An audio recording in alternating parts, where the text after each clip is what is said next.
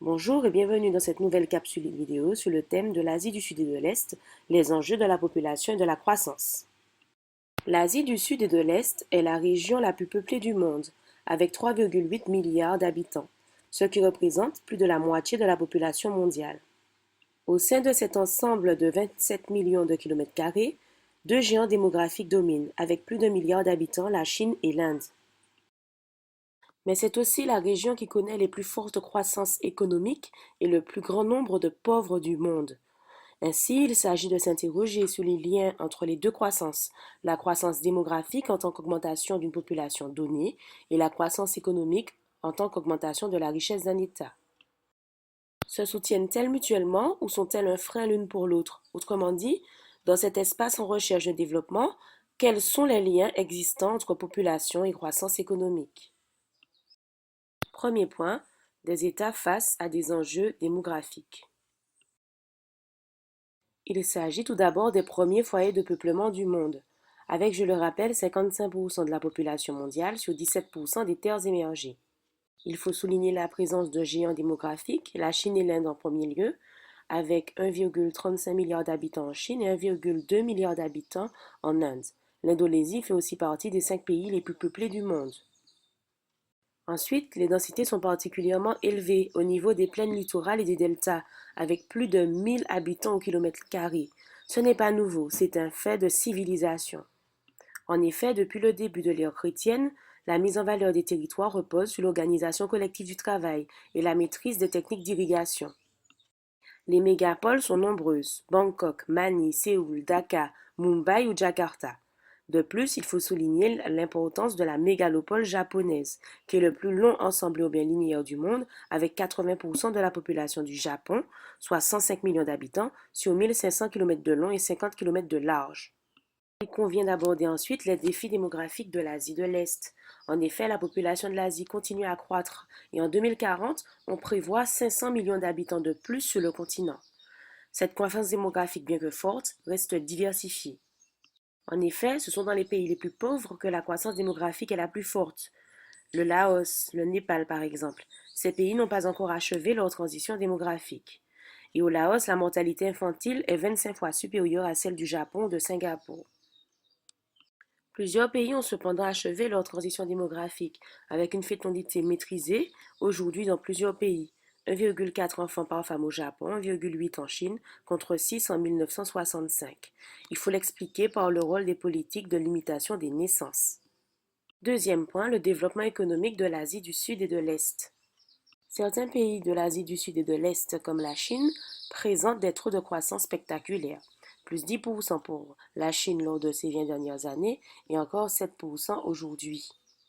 Cependant, depuis la crise de 1997 en Asie, certains pays connaissent une croissance plus modérée. Il convient de souligner tout d'abord le rôle précurseur du Japon, qui est le premier pays de la zone à se développer et qui va servir de modèle à tous les pays de l'Asie du Sud et de l'Est.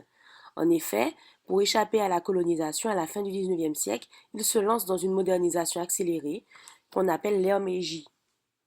Après la Seconde Guerre mondiale, le pays est ravagé et d'abord occupé par les États-Unis.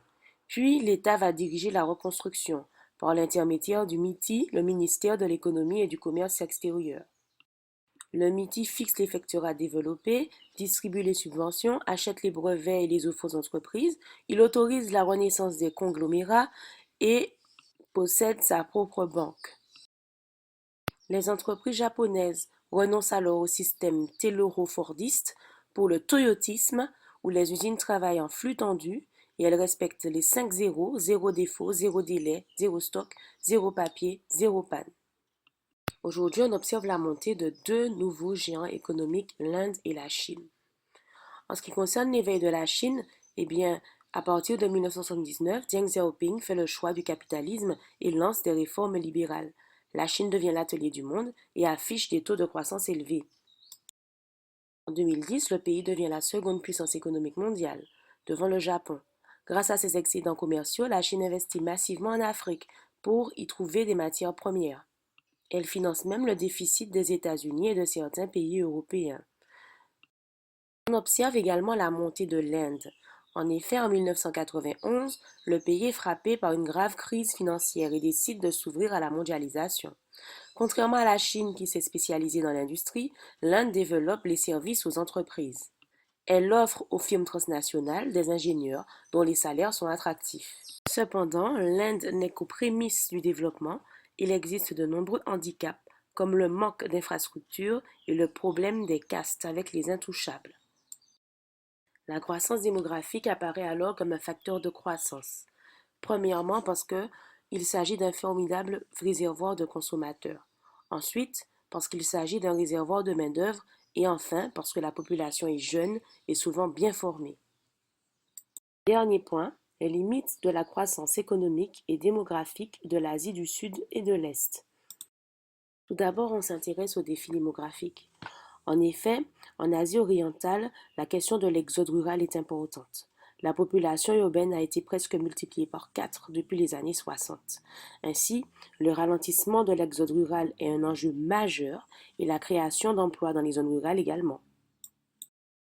Par ailleurs, la population en Asie vieillit, l'espérance de vie s'allonge et le déséquilibre du ratio homme-femme est également préoccupant. Par exemple en Chine, 103,9 hommes pour 100 femmes. On peut rajouter les problèmes récurrents de développement en termes de santé, d'éducation, de logement, d'accès à l'alimentation. Ensuite, il y a également des limites dans la croissance économique. En effet, cette croissance est mal redistribuée. L'Asie demeure le continent qui compte le plus de pauvres au monde, avec 2,2 milliards de personnes. Les inégalités entre les États persistent. Le Japon, la Corée du Nord et Singapour ont un niveau comparable à celui des pays occidentaux. Le reste des États possèdent un IDH moyen.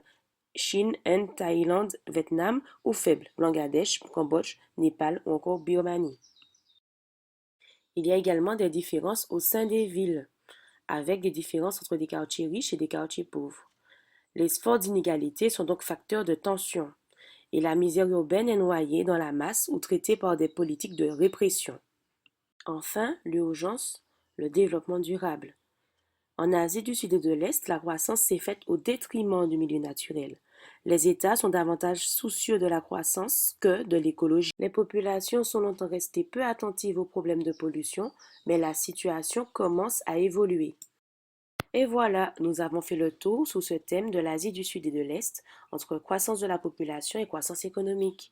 À bientôt pour une nouvelle capsule.